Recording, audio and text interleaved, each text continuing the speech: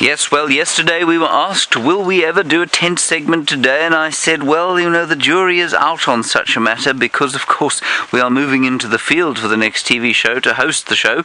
But the rain and inclemency of the weather has drawn us into the canvas confines of the tent. My name is James Henry. Good morning to you. I hope you're all very well. Sebastian is on camera. He will be... Good morning, everyone. There we are. He's going to greet you with his voice, not his thumb today, because he is holding the camera. And at the moment, it's just us. Ralph is attempting valiantly to be out in the field, but the rain has started once again here in southern Africa. I'm told that it is around 21 degrees, is that correct? 72 degrees Fahrenheit, let's see. Yes, I was correct. No, 70 degrees Fahrenheit. There we go. See, I can see myself on the screen there. Yes, very nice. And you are encouraged, especially during the first half of the show, or first half hour of the show, which will probably be done largely in the tent, to please talk to us as much as possible using the hashtag Safari Live on Twitter. Otherwise, of course, you can use the YouTube chat stream. We will be going live from the Mara, hopefully in half an hour from now. They're all getting themselves tickety-boo and, well, on the way and ready to go and find Cheetah and the other things that they find over there. Ralph is waiting to get out into the field. In the meantime, let us return once again to the microscope. There we are. Sebastian said, why don't you show everybody a droplet of water underneath the microscope? And I said to myself, what a very fine Gallic idea that is. And there we have a drop of water on a silver cluster leaf under the microscope. Isn't that nice? You can see all the silver hairs, which is why it is called the silver cluster leaf. And just lovely sort of ethereal pictures of water on safari. Yep, sometimes that's what we have to do, everybody. Many of you apparently very happy to see me back in the tent. I'm not sure if that's because you prefer me to be back in my box or because you like the tent. I hope it is the latter. Anyway, that is the case. That is what we have under the microscope. Let's just move this leaf slightly. We have not managed to find a great deal since getting in here, of course, because it is raining quite powerfully. There are two little holes that have been dug into the leaf's surface, possibly by little caterpillars. Let me just move that around a bit. Oh, yes, I remember now that this is actually more difficult than it looks. There we are. Okay. Ooh. There we go. Possibly dug by caterpillars, I'm not sure. Slightly overexposed. We'll have to deal with that when next we go off air. Isn't that pretty? Now, I will tell you, of course, that the silver cluster leaf tree at the moment smells not unlike dirty feet mixed with a bit of very strong Parmesan cheese and a bit of gorgonzola. In fact, it is very foul, the smell of the silver cluster leaf flower.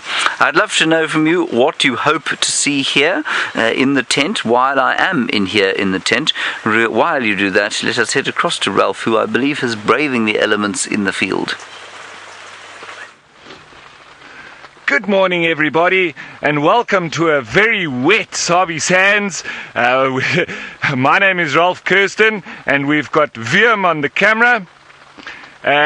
Folks, it's very wet, but please join us on hashtag Safari Live on Twitter and on the YouTube live chat.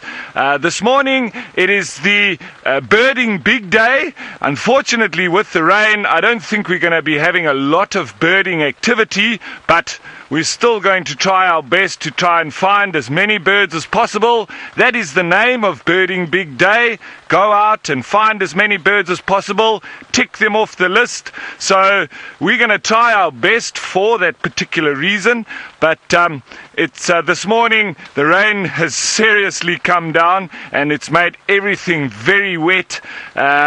It's very cool this morning. It's a totally different atmosphere to it has been the last few days. Although we did have a little bit of a sprinkle, this has been a total downpour. So we've been getting the roof up. We've been getting everything ready for a little bit more rain. It looks like it's going to continue for the rest of the day. today, but nonetheless, we're going to try our best to find whatever we can animal-wise, but remembering we're concentrating on those birds. So when we do spot any birds, if you guys want to assist in the tallying of the numbers, that is the sort of idea, is trying to get as many birds as possible on your list, but must be positively identified. And for us on Safari Live, we want to try and get it on camera, so that is our idea for today. But we won't forget, if we do see the cats or the big animals, we're definitely going to stop for them as well. So we're going to start up, we're going to drive along, and we're going to listen out. If we spot any movements in the trees, if we hear any birds, we're going to stop and try and get a bit of a view on them. All right, so please come and join me. Let's head out.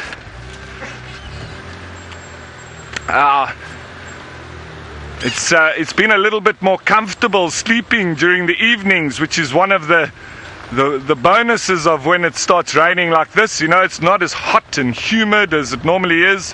So, you know, to get the jackets out in the low veld like this is quite unusual. It's quite comfortable, really, to be doing that. But it doesn't make for the best game viewing. It's not always that comfortable, but we take the good with the bad and we move along. You can hear some chirping around, little bit of birds calling, but we'll still continue to see what we can find. We've got some impala shifting off on the right.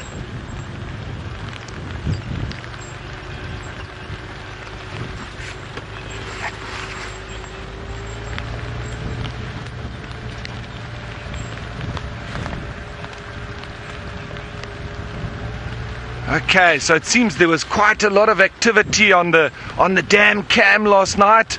Some rhino near the dam. That's quite interesting, on the dam wall, on the dam cam. Oh, excuse me, I got that wrong. I've got a little bit of water in my ear. There was lion and leopard. I'm getting a little bit of a mix-up in my ear because of the wetness. Everything is making the equipment a little bit difficult to work with. Excuse me, it was lion and leopard on the dam cam. So that must have been quite interesting to watch. You know, we get up so early in the morning and we work through the day that I don't spend any time watching the dam cam during the evening, because I'm normally in bed very early, so that I can get up early and get out to get showing as much as I can. So I miss the dam cam during the evening, so it's lovely to get the updates from the viewers, and such as now the lion and leopard on the dam cam. That's awesome. Right, as suspected, it's very quiet on the birding front. They're probably all sitting up in the trees, being very flustered with their feathers being very wet. It's quite difficult. It makes their feathers very heavy as well, so it does make for difficult flying. So they obviously have to expend more energy for making the same kind of flight that they would in dry times. It's very quiet.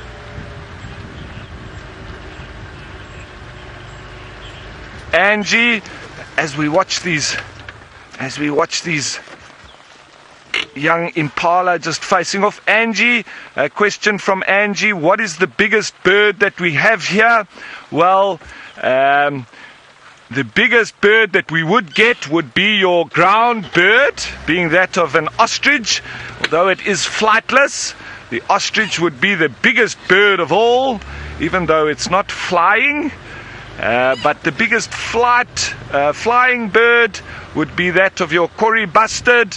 Not too many in this region. You do generally get them in more arid regions. I know there are some in the Masai Mara as well. I saw some lovely pictures from the viewers where they were doing that mating dance where they expand their gullets in front. But probably more common so in this area, the biggest ones being that of the ground hornbills. I would say that that's probably the biggest flying bird of the region, and they're very interesting in that they make their nests very similar to that of all the other hornbills, in finding that nice cavity within a tree, but with the ground hornbills, they're obviously very endangered, very threatened, not only because the big trees that they require to make their nests inside are being cut down, and mostly in the regions of sort of Botswana. You know, they're cutting those trees down for dugout canoes. So, and these trees take many years to get to the size required for the birds to be able to nest in. So one of the reasons with them being endangered like that is the lack of suitable nesting trees, and the other reason being that the numbers that they breed with is they actually breed very slowly. They might only breed every 3 or 4 years, and in such time they're only normally bringing one chick through. So you know that even on a very successful family of hornbills, it's a very slow reproductive cycle. So we've assisted in sort of breaking that slow reproductive cycle with taking away the suitable nesting areas. And so with hornbills, the ground hornbills, we really need to try and assist to try and help them, especially with the nesting areas. So there has been conservation practices where the guys are putting up artificial like barrels in trees, which are suitable trees but not with suitable cavities. So they are making artificial cavities to try and assist the ground hornbills in finding suitable nesting cavities. But yes, definitely, probably the ground hornbill, the most common large flying bird of the region. Having said that, definitely the ostrich being the largest bird in Africa, and I think in the world, to be precise, but lost the ability to fly many moons ago. So I just want to get a... Alright, so while I continue out in the rain searching for birds, I have spotted a few here that we will continue with, but I think James is nice and cozy in his tent. Well, yes, now the birding big day is certainly the weather is making life very difficult for the birding big day. I am relatively nice and cozy in my tent, and we've had a few requests for things, the old favourites from the tent you're hoping to see. I've got some bad news. You were hoping to look at the spiders. Well, let's look under here. This is where the spiders lived, the brown recluse. There's still an unhatched egg sac there. Can you see that, Seb? Yeah. I was sitting on that once, believe it or not. It was very scary. So there's that, but I don't see any actual spider, but that's not surprising because it's been shut up inside. And then, what is that? Oh, that's just a husk of another kind of spider. Let me just turn it over.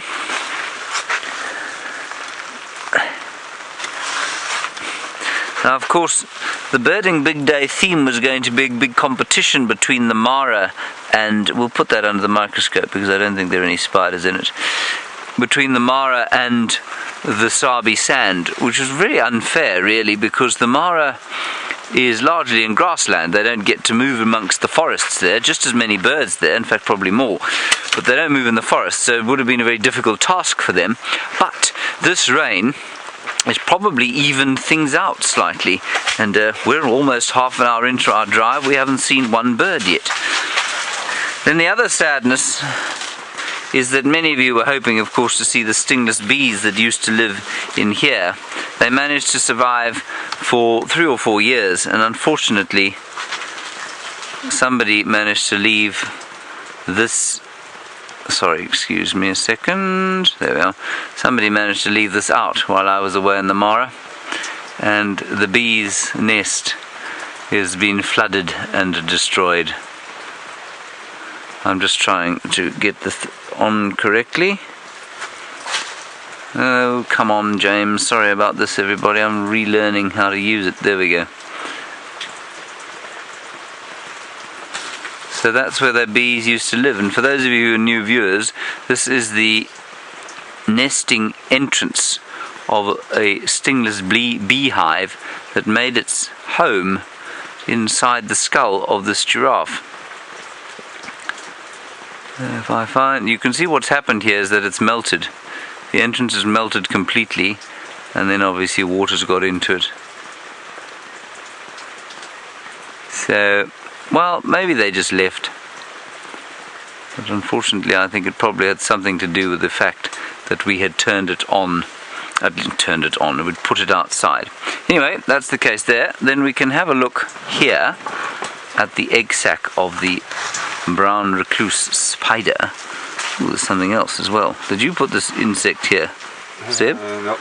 No, it landed here. It wanted to be seen, clearly. It is a cricket of sorts, I think. Let's look at him first. Ah. Yes, definitely a cricket or a cockroach. I think that's a cricket. I think that's its back end. You can see its jumping legs, and there's its front end there. Perhaps an immature cricket, an instar. Quite possibly a cockroach, but I think the legs are wrong for a cockroach. Very nice. I may just flip him over a second.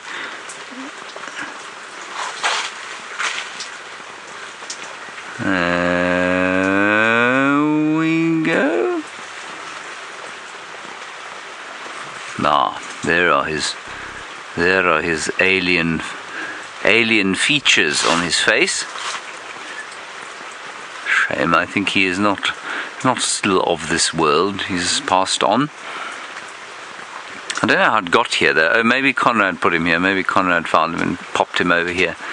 So you can see the shielding that he has over his back. Isn't that clever? He walks around with a little suit of armor. I keep being attacked by stingless bees, so I wonder if there isn't some kind of nest in here somewhere. Let me just move him along a bit. Oops. There we go. You can look at his rather intimidating hind end. Those are not stings as far as I'm aware. No cricket has ever managed to sting me. Look at the detail on his little legs. Isn't that cool? Haha. You know, it stopped raining as we got this tent ready, and I thought, damn, we're going to go. What a waste of time this has been. But now it has started raining again quite heavily.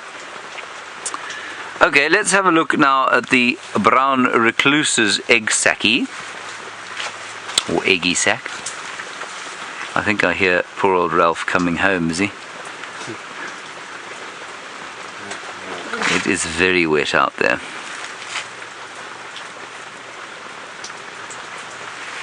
Okay. There's the egg sac. And I mean, you can see it's very fine silk. Not particularly inspiring from that view, but let's try and pull one open, shall we?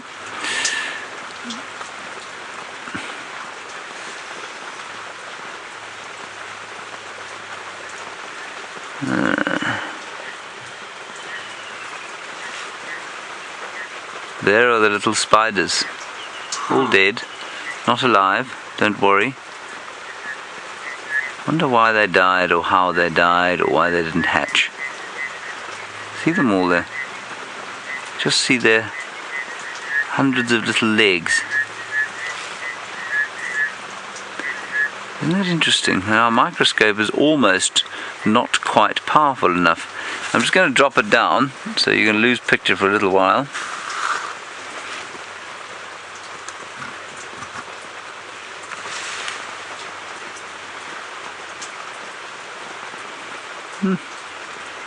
Look at that.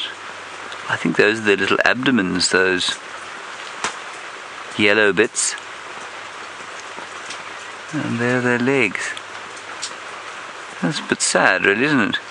As terrifying as the brown recluse spider is. I haven't looked under the chair I'm sitting on. Perhaps there's another bunch there. so they didn't hatch, unfortunately. So these were the spiderlings of the brown recluse, or brown widow sometimes known here, brown button spider. Yes, pretty venomous to human beings, but not such that it might wipe you out. I don't think it would kill you. Let's open another one and have a quick look-see in there. I'll leave that one there. No, I won't, it's stuck to my hand. Maybe come back to me. There we are. Let's open another one up. This one feels very full indeed. Not all spiders make sacs like these, and in fact it is the recluse spiders that seem to be the most skillful and most decorative egg sac builders. This one's got stones in it. The spider laid a whole lot of stones. Ah. Just need to get it off my fingers. Oh, go away. Look at that. Hey? Look at the detail on that. Isn't that fantastic? You can't really see exactly which bit's which, can you? Perhaps they weren't all fully formed. Oh, you know what? Those yellow bits weren't abdomens. Those yellow bits were obviously unhatched eggs. Which probably most of you realised while I was being a bit slow this morning. Look at them packed in there. Yeah, I think that's all unhatched eggs, or the egg shells, for want of a better term. Huh. Absolutely amazing.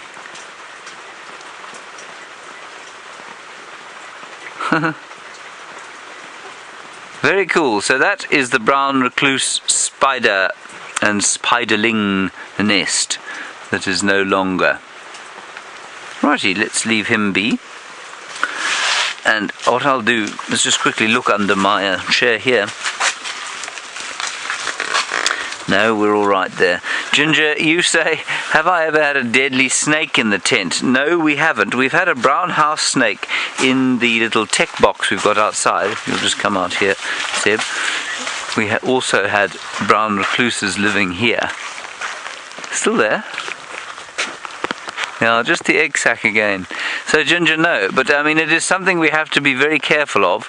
Every time I open this tent up, I'm a little nervous that there might be a spitting cobra standing by, wondering why it is that I'm disturbing his reverie. But so far we have managed to escape attacks from spitting cobras. So that is the state of play in the tent. It is still, well, heaving out of the sky. And I'm afraid we have no other feeds at the moment. So what are we going to do is just quickly look outside to see if I can spot our first bird of the day. I can hear some birds, some sparrows. I can hear more frogs. But no. Okay, what we're going to do then is look at a video. And which video are we going to look at? Ooh. The mamba versus the mongoose. I don't think I've seen this one. Let's have a look. We've got dwarf mongoose who have trapped a snake inside of this combretum. They've chased this snake up into the tree. Do you see the snake there? It looks like a mamba to me. This is so incredible. This is not something you get to see every day. I don't think I've ever been able to show my guests this. This is very, very, very cool. Can everybody hear them chittering away?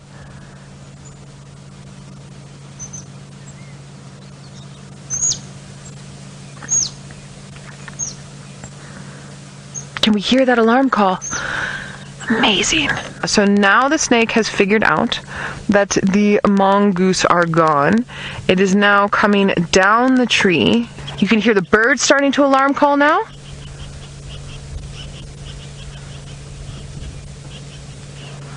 Because of that snake. And it's decided, nope, too much alarm calls, too much going on. It is out of here. Little exciting that is. So if you've got any questions about that, I don't think that the mongoose were trying to eat that mambo. I'm sure they were just alarming at him, telling all the others that he was there and that he should go away, because what happens, of course, is that mongoose do eat snakes, but I think a black mamba for dwarf mongoose would be probably a step too far. Slender mongoose absolutely will eat mongoose, especially cobras. A mamba is quite quick and much quicker than a cobra, and so you'll find that the mongoose species are faster than most of the cobras, but a mamba, I'd be reticent to take one on, even if I did have the speed of a mongoose. Anyway, that's a very nice little clip you showed us. Thank you, Kirsten. Very nice. I guess we should probably try and find something else to put under the microscope now. The Mara will be with us in a little while, I think. Sorry, say that again. Jake the bait, apparently you're asking what feather. Gator bait. Which feather? Oh, can I show you a feather under the microscope? Yes, I can. Well, I used to be able to when I had a feather. I used to have lots. I will definitely find you one. Gator bait. I will find a feather. There's a big one. You got one? It's big, but... That's all right. There we go. We've got a vulture feather. We can put that under there for you, gator bait. Ow. I've just broken my elbow on this giraffe skull. Alright, let's go down and have a look here. There we are. Now, there are three kinds of filaments on a not on a microscope, on a feather. They are the barbs, the barbules, and the barbicels. Now the barbs are the long bits, so each of these strands that you can see is known as a barb. And then if I split them apart, let me see if I can do it in the ones under the microscope. There we are. There we go. See those little things there? Those are the barbules. And the other side of the filament, I think, we have the barbicels, and the barbules and barbicels stick together like Velcro. And that's how the structure of the feather is maintained. Isn't that clever? So I'm just going to see. Won't you just come back to me, Kirst? I'll just see if I can't split out in a single barb. And if I can do that, then we'll be able to see the barbicels. But you can see how difficult it is to split these things apart. There we go. That's the one we were looking at.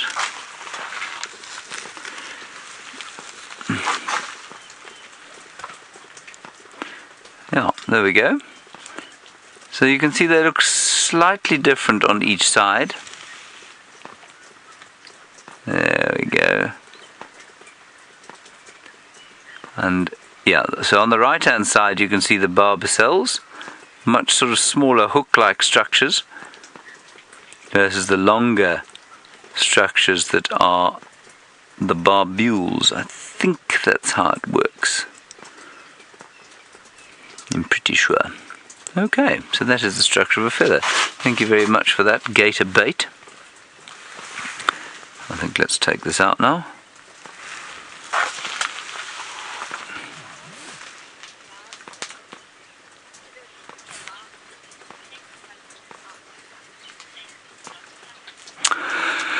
Giselle, you make a very good question. Ask a very good question. Apparently, Noel said there were too many alarm calls, and that's why the snake moved on. And you thought that snakes couldn't hear.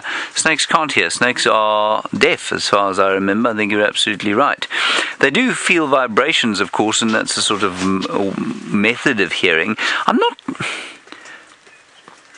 mean, they've got vestigial ears, so I imagine that some species probably hear better than other species. So would it have moved on because they were alarm calling? No, I don't think it would have. But it would have seen their reactions to it, and it would have seen that it had been spotted. And I imagine that's probably why it moved on. I don't think that it felt threatened by those dwarf mongoose. I think they're too small to do any harm to a black mamba, even though it was a small black mamba. That's a really good question you ask, and something worth looking up, actually. All right, Ralph has managed to get himself out of the wet for now. Apparently he's looking for a bird. Let's hope that he can open our list. Howdy, folks. We're just continuing a little bit. The rain has slowed down a little bit, which is fantastic news for our birding. And we've started to see some of the flying ants, as we call them, even though they're flying termites, the alates coming out, which is also great news. And if I spot some, I will stop and you'll be able to see what I'm talking about. And this normally brings about a big... excuse me, I just had one in my mouth. This normally brings about a lot of birds because it's a fantastic source of protein. So if we get near to where there's a nesting site where these alates are exiting, we will stop there and watch it for a while, because all the birds will come towards that area, and even things like the little bushveld rain frogs and all of that. It is an amazing little food source that starts to exit. So we can just possibly open up our birding list with the ringneck dove, the old Cape turtle dove. There we go. They're still meandering down the road, foraging for seeds. It's going to be a difficult day for them. There we go, a little bit of a pecking for seeds. I'm sure they're not going to be too successful this morning. They do look like they're in a bit of a frenzy. Maybe they're trying to keep moving so that they don't get too wet. But the food source is now starting to come out, and I'm quite positive if this rain just eases off a little bit, we're going to start to see a whole number and a whole host of birds start to exit after that lovely evening's rain. And it's quite possible that we can even see larger birds, even up to falcons, and birds such as the old eastern red-footed falcon. This is a little one that has just landed on my rain cover in front here. I don't know if Fiam can just get in a little bit closer there. It is literally just a termite that has now grown wings. This is a very small one. Let me turn off the engine. This is a very small one, but it is a different species, and we get these little ones, and then we get quite almost a double that size. They're up to about an inch long, but this one is literally about a quarter of an inch. I'm going to try and just free him up. He can either go off and make another nest, or he can become food, but I don't want to waste him. Okay, folks, I'm going to continue looking for the birds, but in the meantime, Jamie has got some lovely topi to show you in the Mara.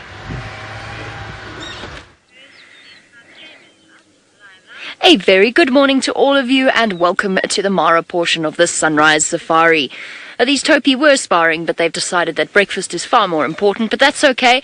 It gives us a proper opportunity to get some birding in. Good morning, my name is Jamie, and this morning Craig is on camera with me. And Djuma, we're coming for you. We are going to get as many bird species as we possibly can.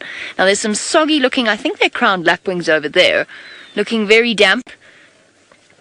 Yep, there we go, our first bird for the list. Very chilly, very soggy. It absolutely poured last night, to the point that Brent actually woke me up to listen to the river, the Tulloch River, as it flash flooded. Okay, let's go find some birds. Let us go, let us go. There goes Brent. Now, I know that Brent takes Big Birding Day very seriously, not to be confused with Big Bird Day, as we had an accidental Instagram caption, which is a celebration of Sesame Street. That was last year. This year we're ready for it. Okay, whoa. It's very slippery this morning, which means that the way that we were going to go through Musiara Marsh is a no-go. No chance for us to get across double crossing. So what I'm going to try and do is get us off this main road, which is a little rattly. Can hear a rufous-naped lark somewhere. But we'll get plenty of those on camera. So Djuma's got woodland kingfishers. We know about that. We don't really see them here unless you go down towards the rivers. They are here, but we've got things like secretary birds and crowned cranes, and that's a piece of baribai. Yay.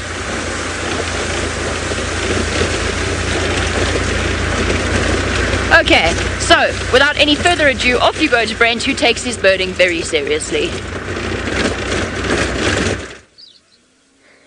Well, we're going to start off with something very, very, very cute. It is a tiny crowned lapwing plover. Look at him, he's so small. He's almost the same size as those flay ink flowers he's jogging past. Mom and Dad are close by, keeping watch.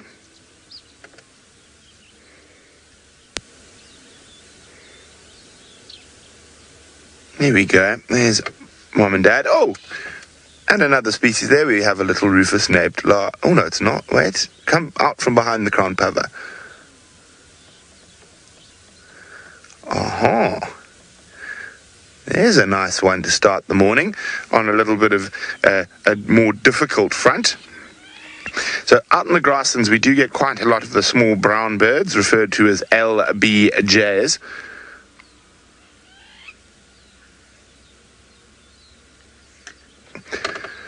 But a very good morning. We'll discuss the lark shortly. My name is Brent Leo Smith. I have Manu on camera. And, see, I think Djuma are going to use the rain as an excuse about how badly the Mara is going to beat them at birding big day. And we'll have to see what happens. I know they're going to have a bit of a tough time in the rain, but maybe it stops raining this afternoon and we have a clear and start again. But for the moment, we're just going to really hammer the nail into the coffin. So let's go back to the little lark.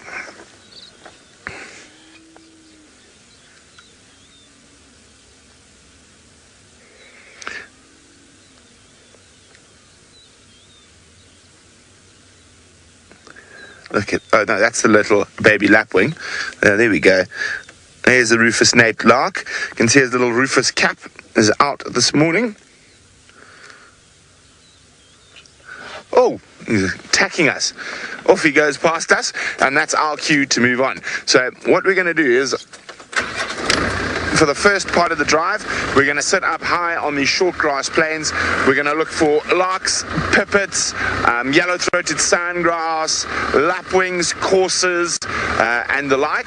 And then as it gets a bit warmer, we're going to head towards more bushy areas or forested areas where we can add a few more species that we're not going to find out in these open plains.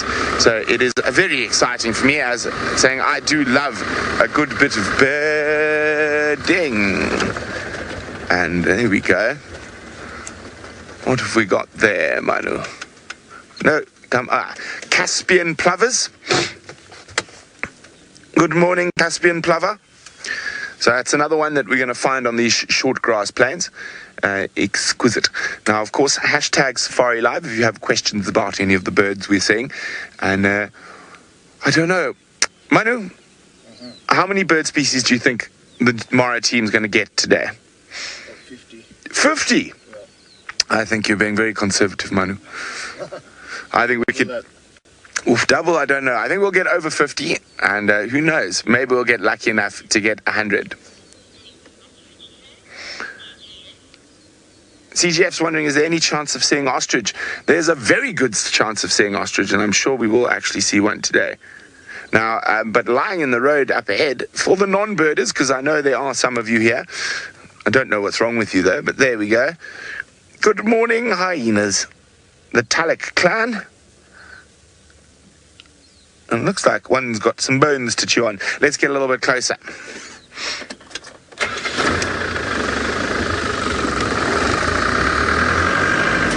Now, of course, in this area where we're going birding this morning, we've got an excellent chance at cheetah as well. And as we move closer to the more bushy areas, we've got a very good chance at lions. So we will make sure there's something for everyone, not just birds. Now, of course, you guys are going to have to keep score for us between Djuma and Mara, and just keep us updated every now and then about how we're doing.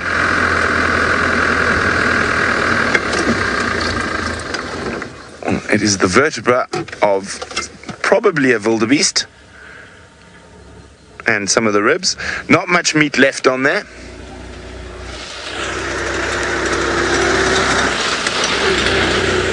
Oh!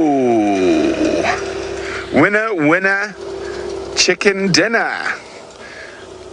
Now, we're just going to wait for the large truck to go past us. And if we look beyond the hyenas, keep going to the right slightly. A little bit, there we go. What have we got? The birds behind the hyenas. They obviously were attracted by whatever was left of that carcass. I can see a lappet-faced vulture. I can see a not a cape vulture, sorry, a white-back vulture. I'm going to get a little bit closer. I think I can also see a Ruppel's griffin.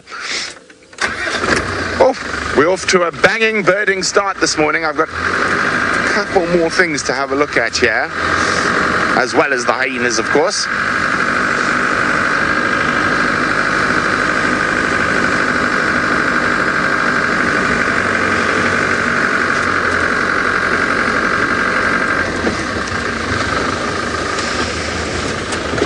Okay, let's have a look at those vultures again.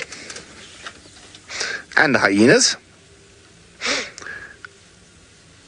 So there we go. You can see the master of the Mara vultures, actually the master of all vultures, the lappet-faced vulture. But we can actually see it is a wildebeest that they're feeding on. So there we go. You can actually see the wildebeest horns there. So we've got lappet-faced vulture, hyenas eating a wildebeest. Let's keep on going to the right slightly. Oh, difficult to see. There's white-back vultures. Not seeing a Ruppel's griffin just yet. Oh, and a tawny eagle.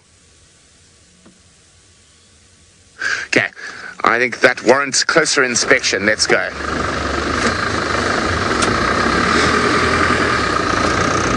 Oppa! Now it is, as I was going to say, it is quite slippery. Come on, little car. Okay, I think we're going to need a bit more of a run-up for this. You holding on, Manu? Yeah. Oof, very slippery today. Let's try a different angle.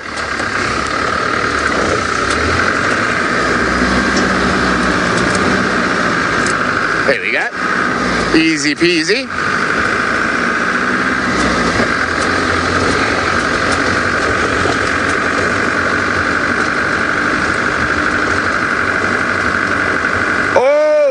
Before we get to the hyenas and vultures, we've got some storks. Here we go. Adam stork.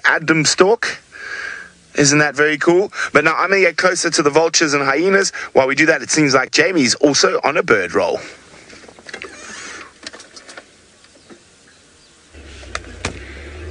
We are indeed, and Craig is on a roll himself, following a rufous-naped lark. Well done, Craig. The characteristic sound of the Masai Mara. And then, just to add to the list, since that one has flown away, wait, where'd they go? Oh, there we go. There's the Egyptian geese, Egyptian gooses. No, that's a skull and a Tommy. A little bit to the right. There we go. Here's the Egyptian goose, and then, now 500 kilometers away, is a white stork between the Tommies over there. So there we go, 3 in 1 go. Come on, Djuma, keep up. In the rain, with one vehicle out, while we have a bright sunny day for once.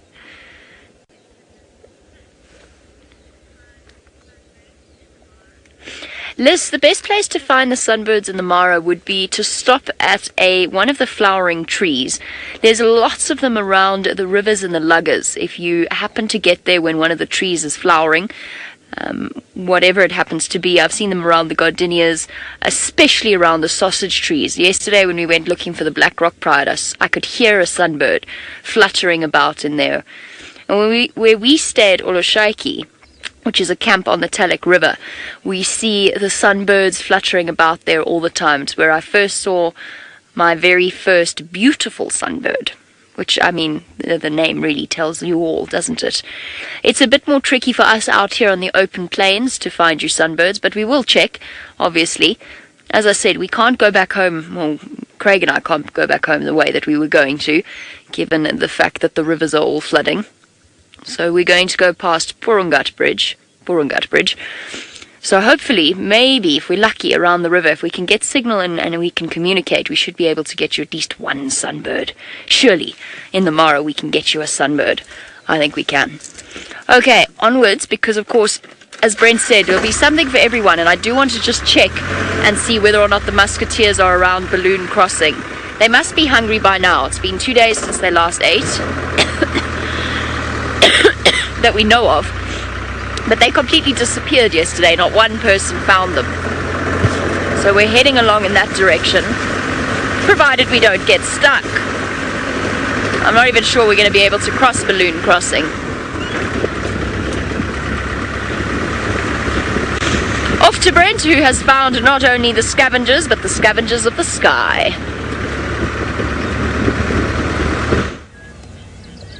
There we go. This hyena is being harassed by the vultures, so it's decided to move what's left of that wildebeest carcass further away. Look at the vulture running after him. Come back, come back, come back. These vultures have been seriously harassing the hyena. It turned around for a few seconds and they were descended on the carcass. So, mostly white-backed vultures.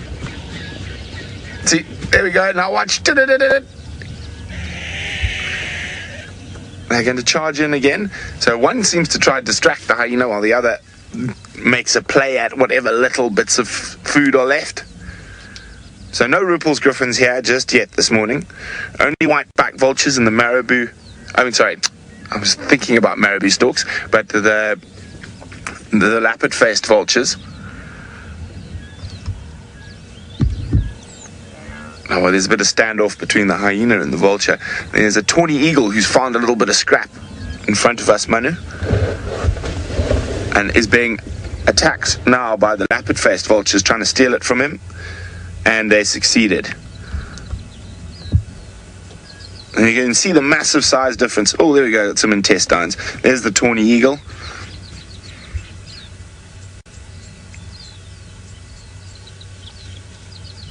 Oh, that one was a bit late to the party. Oh, they found some more intestines. Gobble, gobble, gobble, gobble, gobble.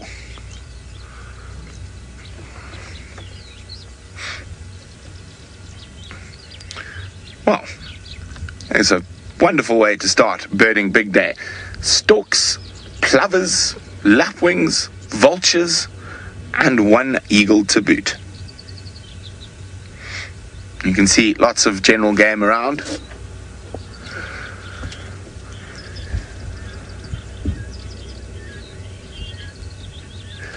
Kathy is wondering, will a flock of vultures attack a hyena? They might harass a single hyena, but no, they won't attack it. They will definitely lose that fight. Now, I have seen a group of over 60 vultures chase off a cheetah off a kill, though. So they can chase off a cheetah. A vulture's beak is very powerful, and a cheetah don't want to risk getting an injury from that massive beak.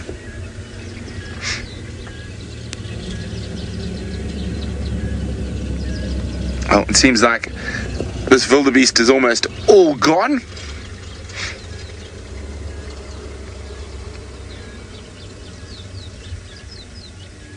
Oh, There we go.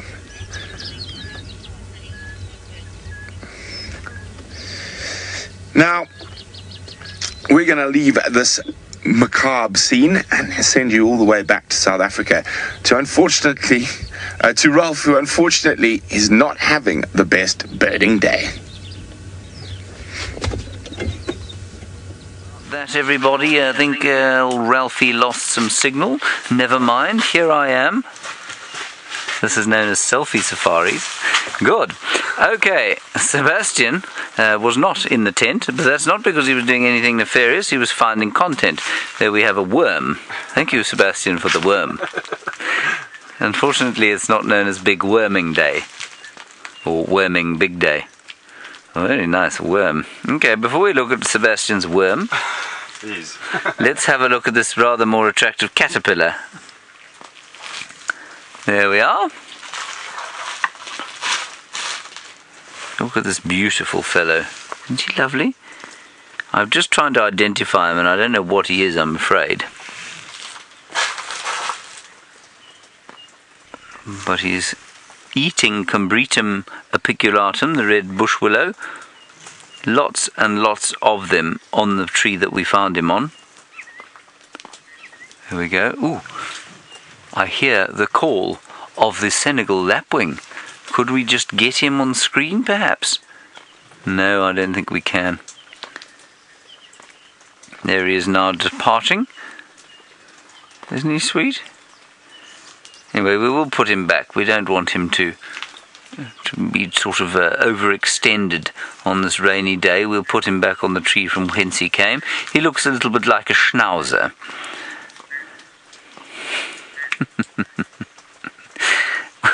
We'll call this the schnauzer caterpillar.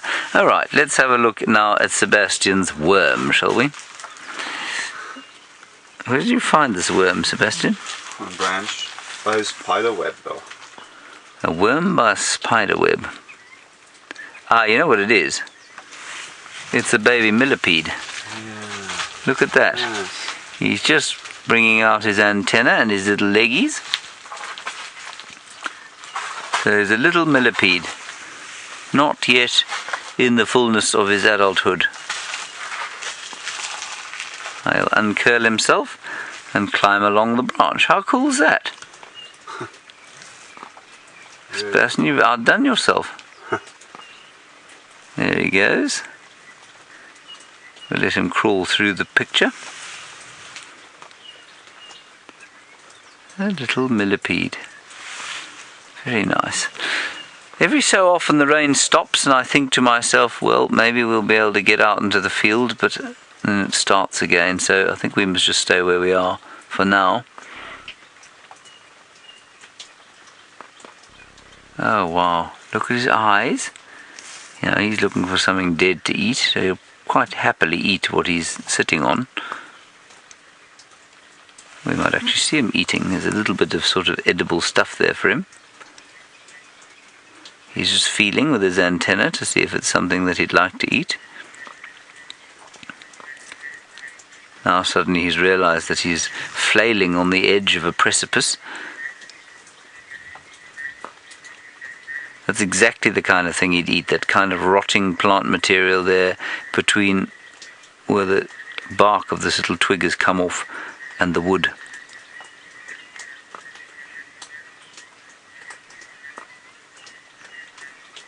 Very nice. All right, well, that's a millipede. Let us head back to the Mara. Not to a millipede, but to a dog.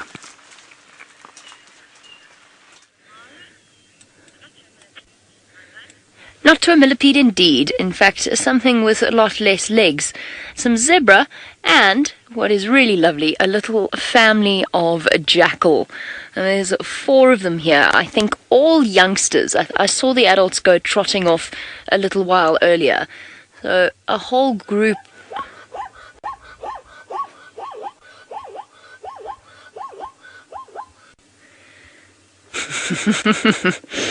Zebra's laughing at us.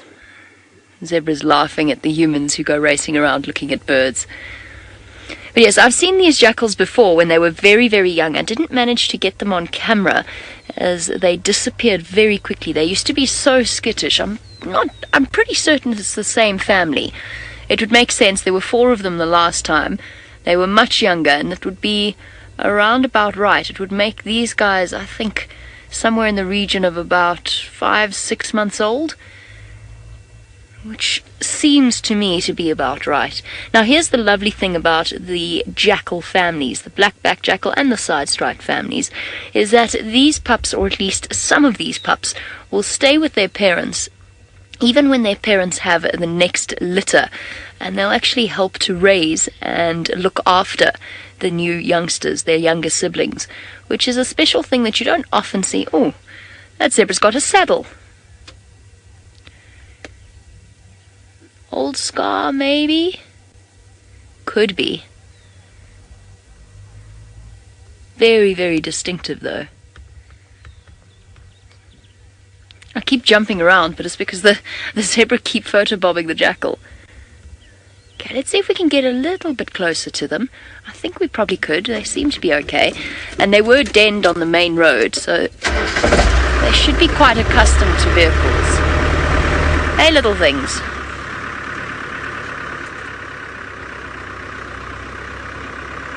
So they're old enough now that they'll be out foraging with their parents, but they won't necessarily move as far as their parents all the time. Now, I saw their parents disappearing off in the direction of... Wait, here's one coming back, I think. Over there! There we go. So we've got 5 jackal in one sighting. I'm pretty sure that's one of the adults, judging by its size. So it's about a quarter bigger than those little ones are. So there we go. 5 jackal, 1 sighting. That's not bad. Look at this one. The middle one, sorry, Craig. The middle one had something in its mouth. I think it might have been an insect. Ah, it's gone. You guys are looking very soggy. Did you get wet last night by any chance? It's making driving out here rather difficult as well. Skidding and slipping and sliding around. Oh, what you got on the left? Something else to dig? I'm pretty sure that the most endearing thing about jackal is their massive ears.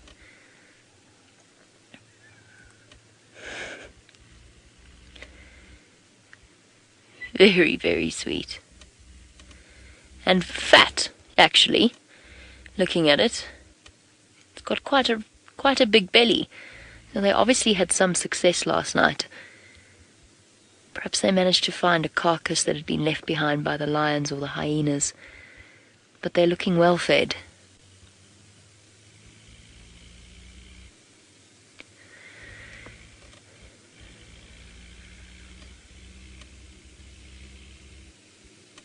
But they're not feathered. Let's go and find something feathered. What is that? Oh, it's the... No, hold on, let's wait here because this jackal's coming back in. Let's just see how they greet each other, what the reaction is. And we might be able to get a better idea of how they're connected to each other.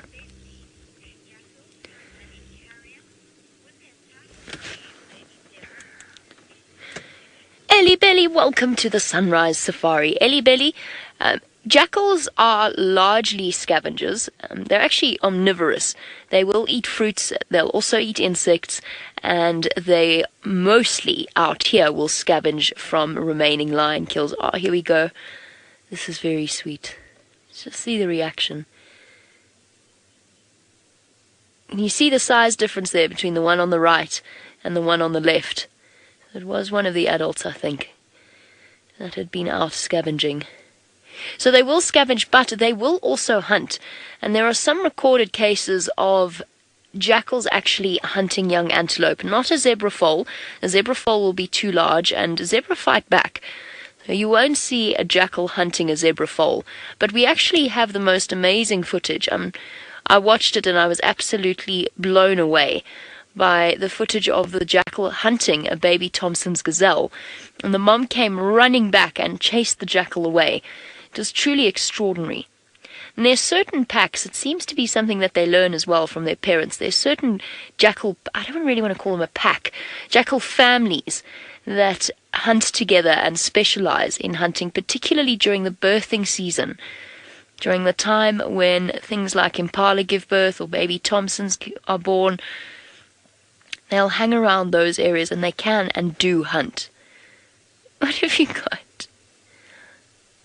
I think that mom actually, or dad, brought back a treat.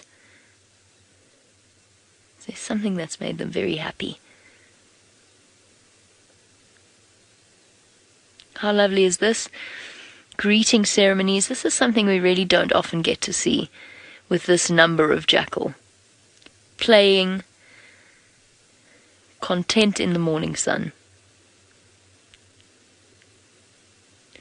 Drying out a little bit as well.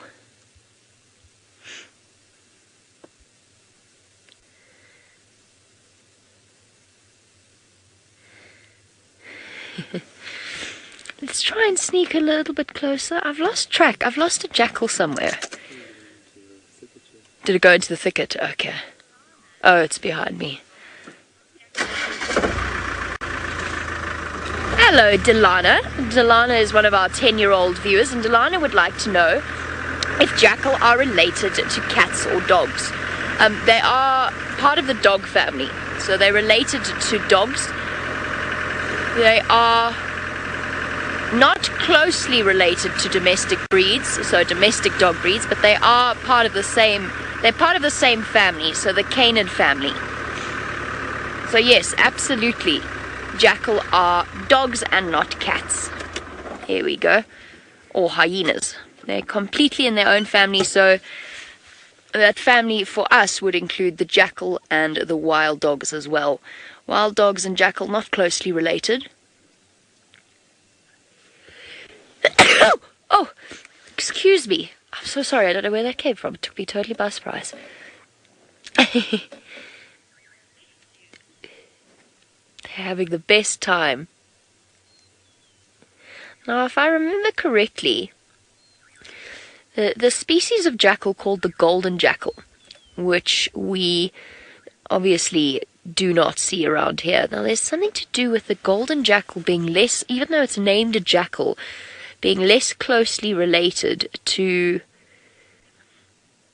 the jackal family and more towards wolves. I'm just trying to remember exactly what it was.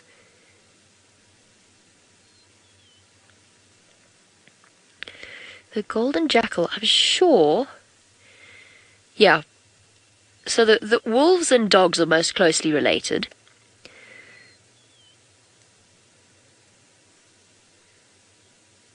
Of course, there's the Ethiopian wolf. These jackals are just having the best time.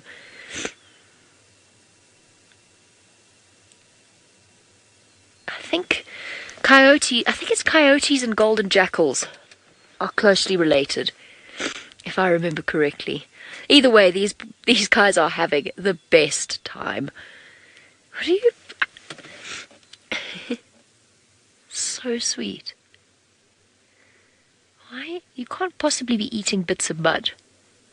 Surely. I mean, it's possible, but it's unlikely. One, jackals do have den sites, and those will be holes in the ground. So when the parents have babies, they will have a den site, and it'll be a hole in a termite mound, a disused burrow, something along those lines, similar to what hyena do, only obviously it'll be smaller because they don't have the same size requirements. But once they are out on their own, they don't live in a den like a fox does. They don't return to a den every night. So if the adults don't have pups, they'll sleep out in the open rather than down in tunnels or burrows. You might see them sleeping in a burrow, but it's not something that they don't have a specific den site that they go to every night unless they've got pups. This is so dog-like. Puppies playing.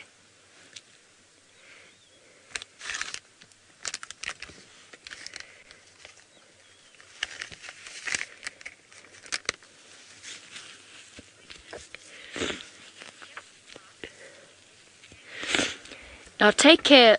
I find that the sound of a jackal is one of my favorite sounds in the African wilderness. They do bark, they yap, especially when they're alarm calling. It's a sort of a ow sound. That wasn't a very good example.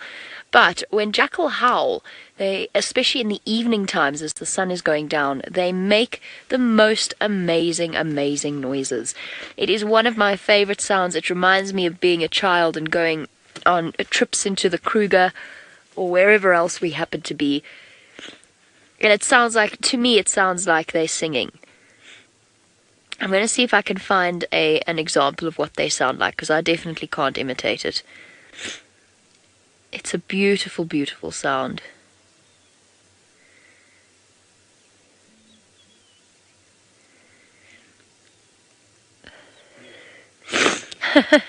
Rolling in the mud.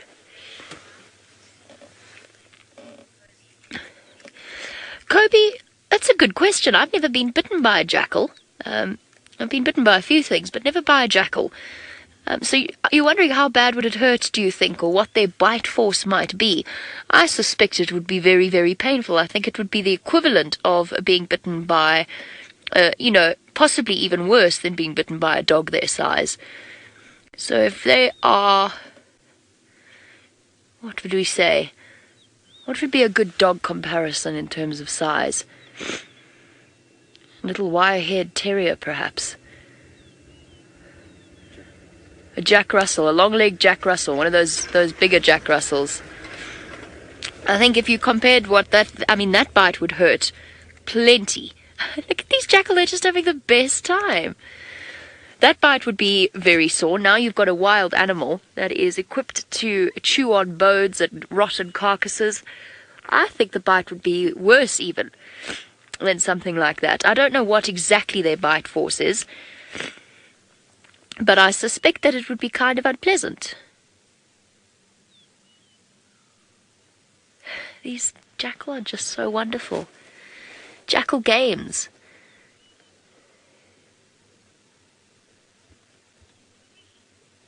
Got you. You pinned. Glenda, the jackal pups, and of course because they're dogs, they are pups. The jackal pups do stay with their families, as I said, sometimes even past the point where they've reached sexual maturity, when they are old enough to be independent, but they can stay with their families and actually, as I said, help to raise the next generation of pups.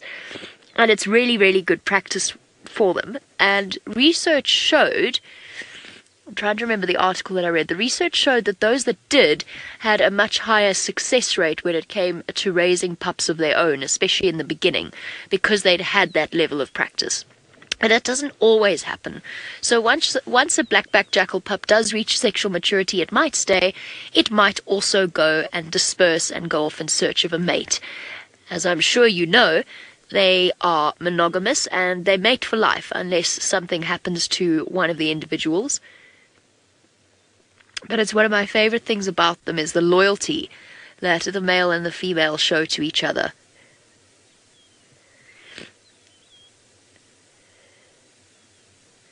So they have their own territories.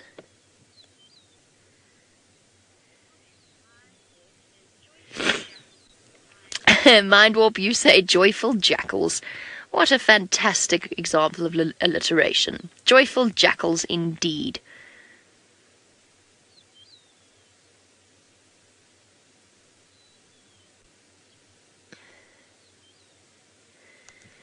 So they'll probably, depending on what they decide to do, they'll probably choose to disperse. Look at this. They'll probably either choose to disperse or stay at around about a year old. I'm so glad we stayed with them. This is very special.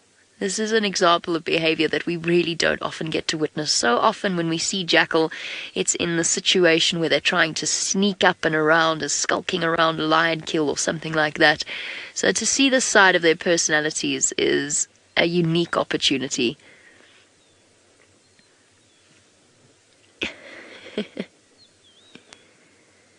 That tireless stride.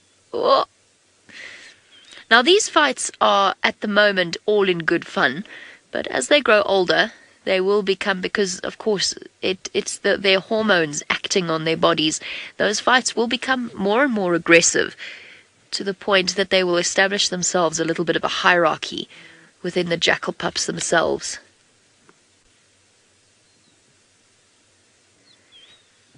Are we done now, or are we still playing? No, we're still playing. Or are we trotting off to go and find Mum?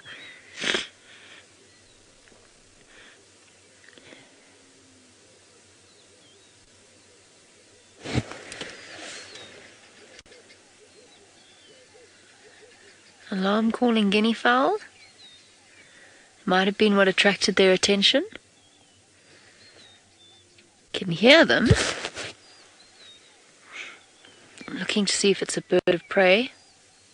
Oh, they've gone quiet again. I don't think it was anything too serious. Sometimes guinea fowl alarm call just when they get a little bit of a fright, even if it's an antelope.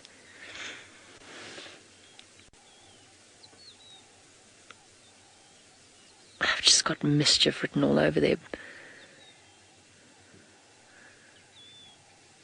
Should we go see what those... the jackal are dispersing now. They're going to investigate what those alarm calls are about as well. I wonder if we shouldn't go and have a look. Just quickly.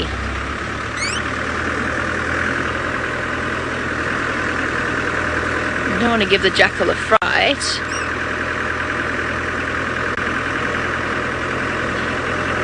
They're all trotting round the back where I can hear the guinea fowl. Now it could be that the adults tried to hunt one of them. We've spoken about the fact that jackal can and do hunt. There's guinea fowl racing along. And although it's rare to see them catch a bird, it does happen, it does occur. I'm just giving these pups a little bit of leeway, because they want to investigate as well, and I don't want to discourage their natural youthful inquisitiveness.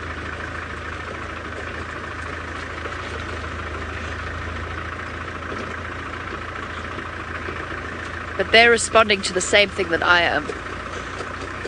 I saw guinea fowl running in here. Often when a group of guinea fowl start alarm calling, another group that's on or close by will actually run in and see what all the noise is about. I wouldn't call them the smartest birds on the planet.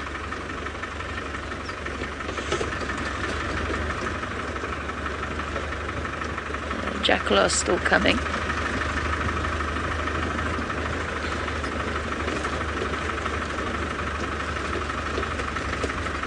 Now I've lost the guinea fowl. One on top of the tree. Okay.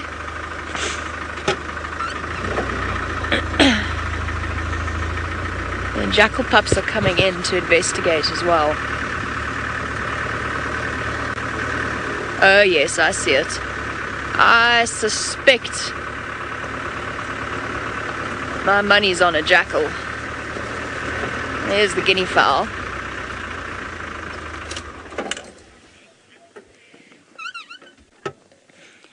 Here we go. Guinea fowl up at the top. There's also guinea fowl down at the bottom. So it's not immediately suggesting that there's a cat or something at the base of the tree, which sometimes when you see guinea fowl up in a tree like that, there's a chance that there is some kind of feline predator. But I think the jackal were just harassing them. I think that jackal that disappeared off into the thicket, I suspect that that was what it was. I'll just quickly, because we were talking about jackal and we were having such an amazing sighting with them. Now, Al, you want to know if there's anything that preys on jackal. Preys on is a tricky thing. Yes, leopards will prey on and eat jackal. Lions might actually chase and catch jackal if they can. We've seen cheetah chase jackal. It's not always necessarily to do with a desire to feed off them. A lot of the time it's a way of reducing competition and irritation often, with a little scavenger hovering around their kills. There's the little jackal that's come to investigate. It's popped out again. Is there a hyena in there as well? Oh, yes, there is. Well spotted, Craig. Goodness, that was well hidden. So hyenas are unlikely to be able to catch a jackal, but something like a cat could, because they're fast and they're agile, and provided the jackal doesn't have enough of a lead, they could get caught. And it's that instinct as well, that natural predator instinct to chase something small that's running away. But leopards would probably be the biggest threat to a jackal. Where's the little jackal gone now? It was here. What a beautiful, beautiful morning. Everything's glistening and clean. Even the hyena. Well, the hyena's not quite glistening, but close enough.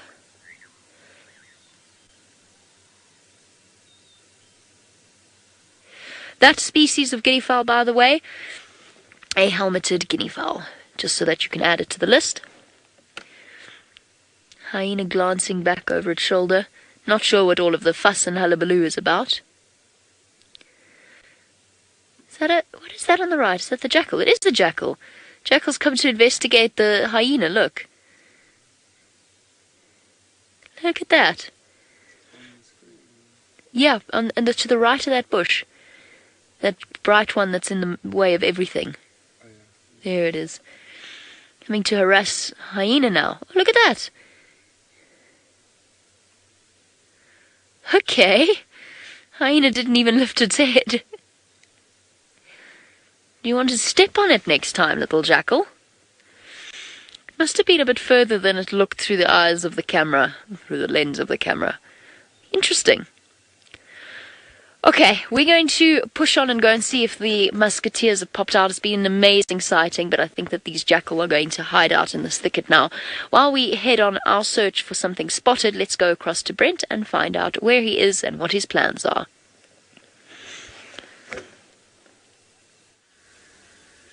Well, we have a grey-backed fiscal shrike sitting on a nice little perch above the grass, trying to find some breakfast.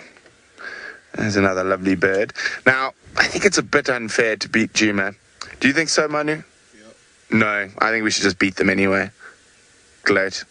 No, I think we'll probably have to do another competition this afternoon, weather dependent. Okay, I've got some more birds, a big flock of birds up ahead. Let's just try and get a bit closer. But we can have a competition amongst ourselves to see how many birds we can get in the Mara one day, and then who knows, maybe in a week or two we can try beat it again. So, with the rain around, we might get some interesting species, particularly around little marshes and stuff like that. We are quite far away from the big marsh, the Samaki Swamp, in the triangle. We're both on the other side of the river at the moment. But we are slowly heading back towards camp today after 3 wonderful nights at Oloshaiki.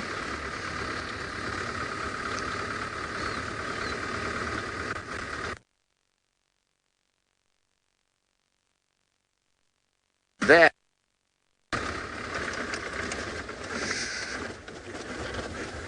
And see, walking across the plain on the opposite side there, Manu. Right a little bit, there we go. Oh, good morning, black-bellied bastard. There we go, black-bellied bastard. Another one for the Mara list. Oh, I think we might even get over 50 this morning alone. And then just off to the left was the big flock of birds I was telling you about. And here we go. There's someone off on safari as well. Oh, there's some birds in front of them as well, but we'll get a bit closer. But there we go, European storks or white storks. Oh, what's that flying there? Oh, lovely camera work, Manu. Ah, beautiful. Superb starling. Rufous-nape lark and European storks all in the same frame. Oh, let's get a bit closer. There seems to be quite a few smaller birds hopping around the stork's feet.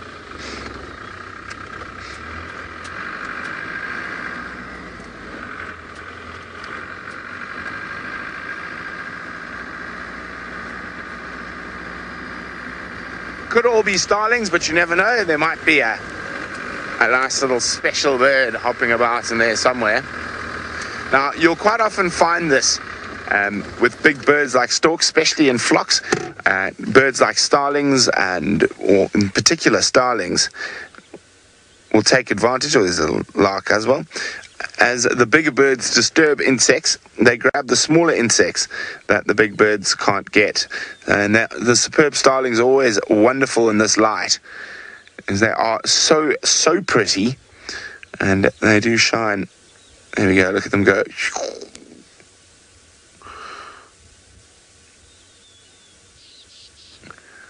Off they go. And lots of white storks. Oh, good news. Commander Bond has found something feathered. Right, here we are. Number 2 on our bird list, the Prinier. Tawny-flanked Prinier. Then just to the right-hand side, red-billed Quelea. No, not red-billed Quelea. Oh, it's our green-winged Partelia. Oh, you see there? A Melba finch. You got it there? Yeah.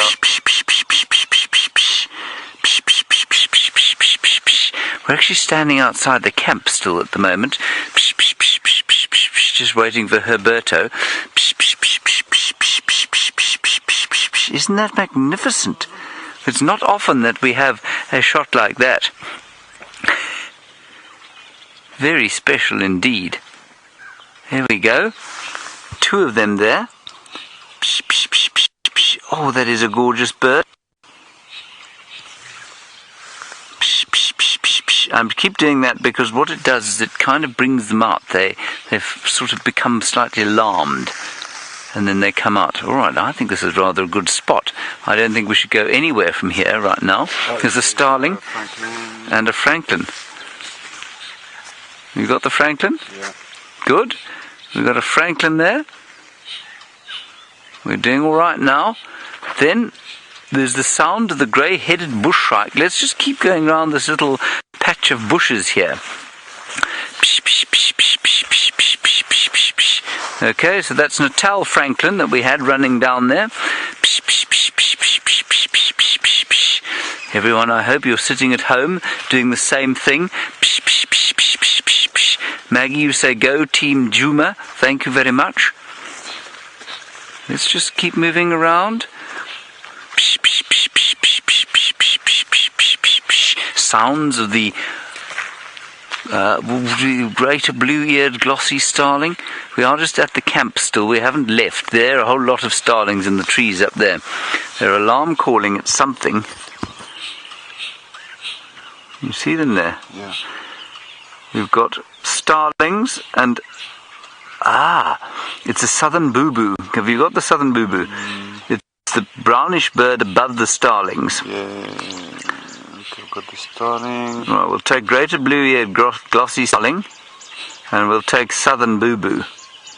You see the one jumping up and down there, just in between all the starlings? Yes. Right, southern boo-boo, that's it.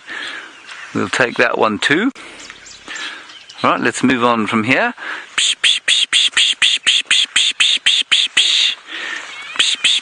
There's another greater blue-eared glossy starling up there.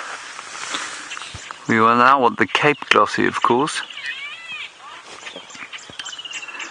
Now, Janine, you say, why am I making that odd noise? Well, the reason is that it sounds a little bit vaguely like an alarm call from another bird. And what it tends to do is bring birds out from hiding. So if you're in like a thicket here and you make that noise, they come pop out onto the top and have a look what's going on. So if we go around this side, we also had some... I can hear some sunbirds calling. I know somebody wanted to see sunbirds today. So if you could all do the same as I'm doing.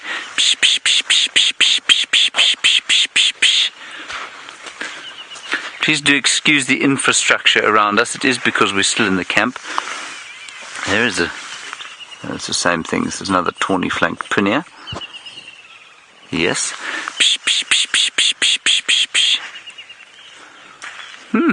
Very nice. All right, let's move around this way. We'll go back up towards the final control where Herbert, I'm sure, will be waiting for us. Herbie, of course, was just waiting for the rain to stop before he was ready to come out with us.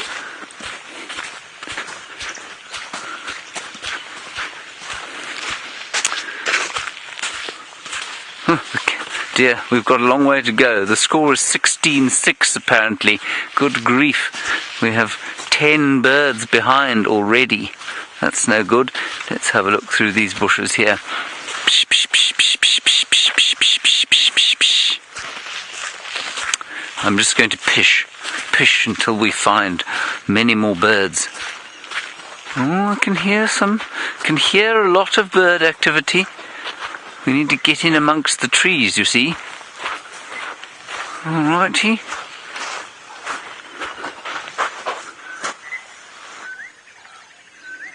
Oh, I can hear so many. But that is a southern boo-boo. We already have him. We are now going to cheat horribly by going towards Candace's garden, where there is a techomeria bush, which should have some kind of sunbird activity. Now I know this is not cheating because we're not actually in the bush per se. No sunbirds there. There will be later today. Linda, you say why they're called boo-boos. I actually don't know why they're called boo-boos. It's B-O-U, B-O-U. So it's not, it's not like I made a boo-boo. I don't know. I don't know why they're called boo-boos. I think it's probably got something to do with their calls. There are lots of them, different kinds of boo-boos. You get the swamp boo-boo up around the Mara. Makes a very similar call. Let's see what we can find up this way. We've left the tent open just in case the rain starts again. Oh, is that a bird?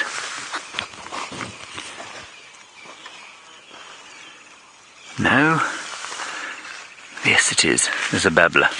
Come over here, Sebastian.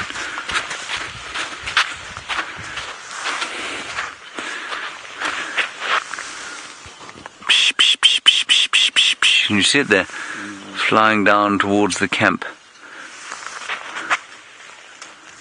There. See it jump? Just inside there. Tell me if you get it. All you have to do is get a glimpse.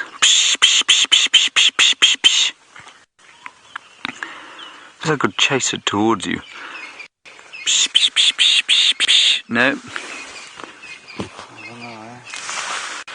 No babbler. Alright, let's move on.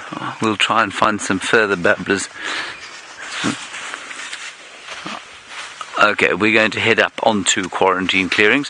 We're going to hand you over to Brent, who has got a bird, unfortunately, that they already have on their list.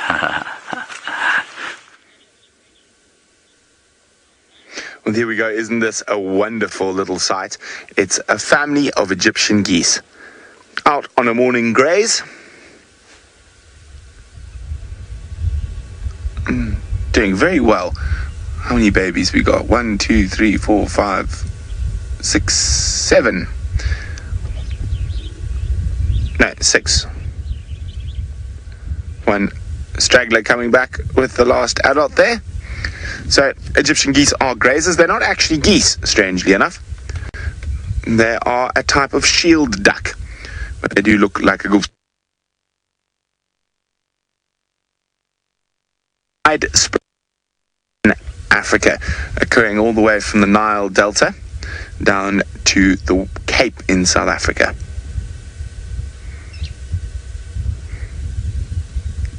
Lovely little scene.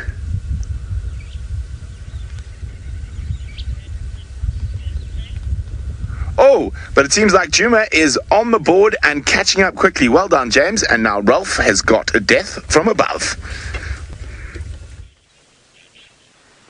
Yes, well, we definitely aren't on the ball just yet, folks. We do need to catch up a little bit with the guys out in the Mara, but the wind has dropped, the rain has subsided, and it's clearing up a little bit. And I do think that having given them a little bit of a head start, we'll be catching up shortly. Now we've just spotted this lovely big bird of prey up on the tree, and has he flown off, yeah?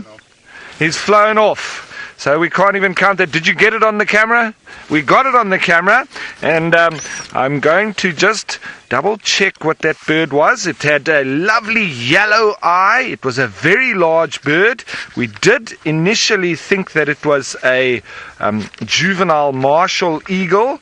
It wasn't the Wahlberg's eagle because of that yellow eye. So we're just double checking. Very, very big bird. I want to check which one it was before we move on. It was brown, but it had that yellow eye. So we're having a look here, and if anybody wants to throw in their thoughts on that. We only saw the back of him. He also did have a bit of a floppy wing. He could have even been a juvenile Verreaux's eagle. The trouble being now is we won't be able to double check. So you see, with that, it's a bit of a tough call, and with us only seeing the back of him and him having flown off now, we won't be able to confirm. So we're not going to cheat. Let's continue. We'll see what else we can find, and we're going to get those numbers up quite quickly. I just need to be careful not to...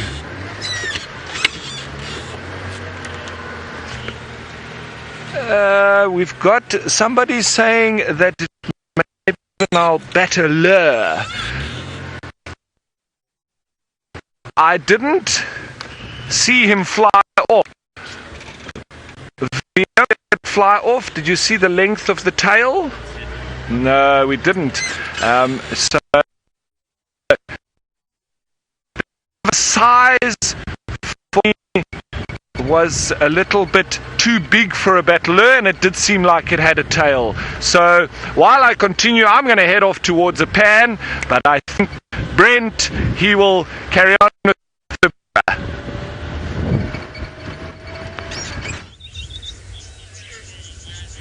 Well, see, when you're birding, you find other things as well. And there we go, a female cheetah. I'm not sure who this is. I don't think it's any of the ones we saw yesterday. So maybe you guys can help me out in identifying this cheetah. Hashtag Safari Live. Now, we're quite far to the west. We're sort of probably 3/4 of the way between Talek and the Mara River, but between the Rongai River and the Talek River. Okay, let's keep up with her. Now, she is being harassed by some birds, which I'm going to show you now.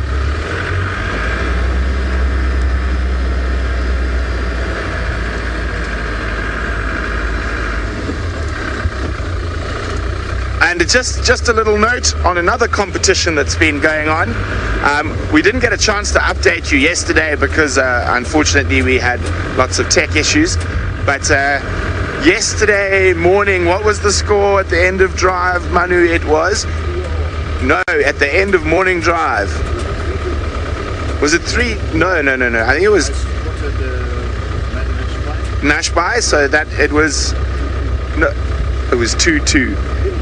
It was 2-2 at the end of morning drive yesterday between Manu and my Big Cat Challenge.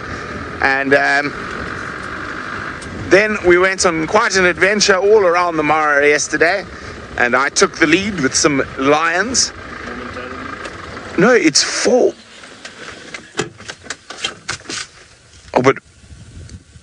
I'm trying to... Well, I'm going to have to work this out. But anyway, I'm in the lead by 1. With this female cheetah, but it seems like James has got some more birds for you. Those are Senegal lapwings. I know it's difficult to see them, but that's what they were. So we're going to take Senegal lapwing. Got them nicely, yeah? You got them nicely, good. Well done. Fantastic. I can't. Okay, we count them. Okay, let's carry on. We're out and about now on quarantine clearings. We'll probably head down towards the waterhole at Djuma Dam and see what's going on down there. See if maybe there's some buffalo, or maybe some elephants, or maybe some birds. What else have we got around here? I've heard sunbirds. I can hear hornbills. I did see some red-billed buffalo weavers on the tower, from which we broadcast, but I thought that was going a step too far. May depend at the end of the day. I may go with it anyway. Now, what we're hoping for here would be blacksmith lapwings, a couple of hornbills, definitely a few starlings lurking around here. And up in the marula trees, some sunbirds, some orioles. Get big bird coming. You got it. It's a crow, is it? It is a pied crow. Got him. Pied crow. Right, unfortunately I must leave you now because Jamie has got more birds.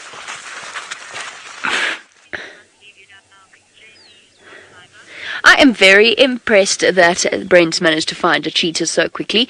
So you've already seen superb starlings with Brent, but I don't think you've seen Rupel's long-tailed starlings. Wait, where'd they go? There's great... No, those are the Rupels. There we go.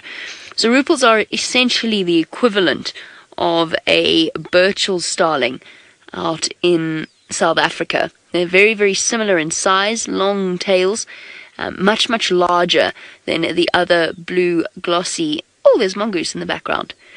Very, very different to the blue glossy starlings that we see. There's also some greater blue-eareds that have been fluttering about. There we go. So we've actually got quite a lovely collection. Now, one of the things I'm checking for is Hildebrandt's starling, which looks very, very similar to the superb, but without the white patch.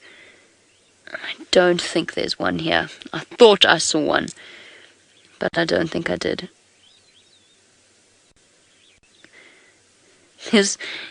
Out here there's the superb, and then there's also the splendid, which creates some confusion in terms of naming.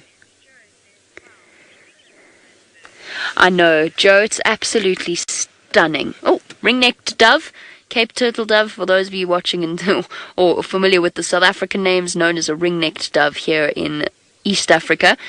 But Joe, you're right, the colours on those starlings, and the amazing thing is just how those colours are created, especially on the glossy ones.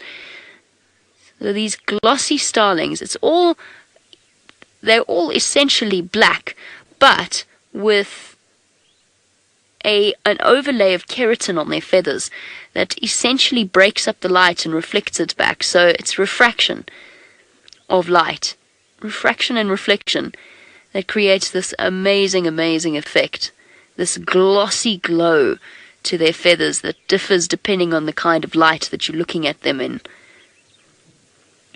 They're really gorgeous.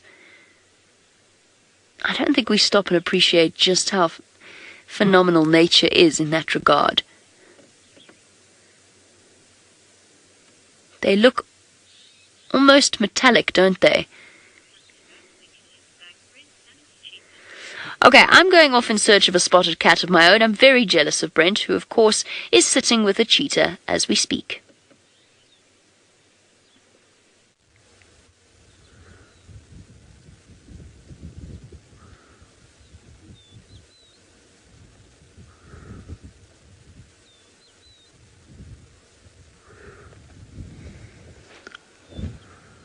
Okay, time to move again. Are you waiting for it to walk into shot? Sorry. Right, we have got a serious situation here, and not very much on the bird front. We have got lion tracks with lion cub tracks right here near the dam. Now, many of you saw a lioness on the dam wall yesterday.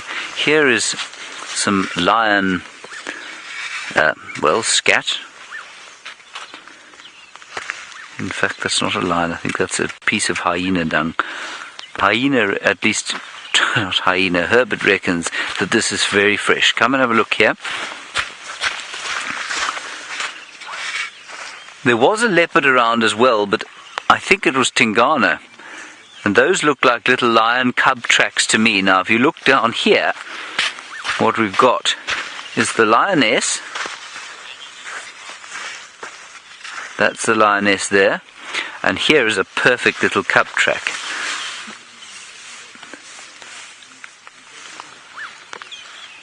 This is very interesting. I think we must get that cover out of the bag. It's starting to rain again on us. There we've got a cub track. Yeah, everyone, we're going to have to put a cover on this pack, otherwise we're going to have a short circuit very quickly. Do we have another feed we can leap to?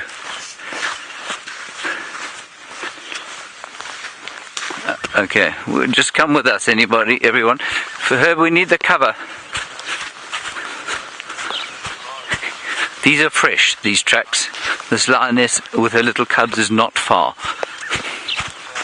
Alright, let's head across to Jamie while we get the cover on, and we'll carry on looking for these lions.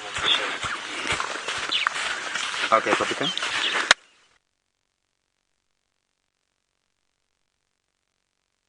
Djuma.